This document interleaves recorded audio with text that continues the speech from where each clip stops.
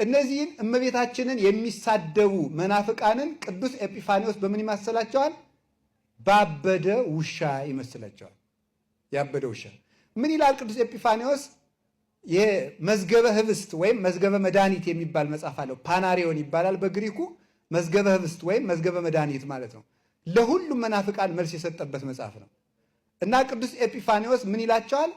እነዚህ ሰዎች ለምንድነው እመቤታችንን የሚሳደቡት ይልና ውሻ ጤነኛ ሳለ ጌታውን ያውቃል፣ የጌታውን ሚስት ያውቃል፣ ልጆቹን ያውቃል፣ ቤተሰቡን ይለያል፣ ጎረቤትንም ይለያል።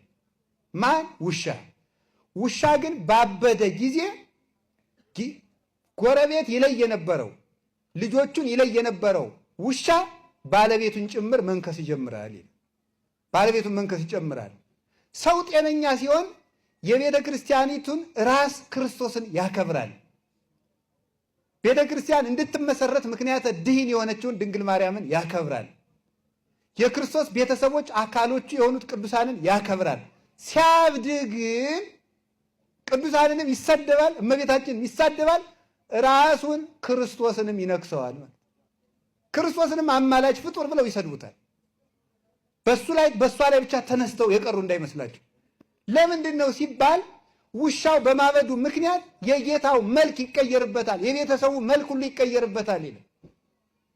መናፍቃንም አይምሯቸው ስለተነሳቸው ፈጣሪ የሆነው ኢየሱስ ክርስቶስ በፍጡር መልክ ይታያቸዋል።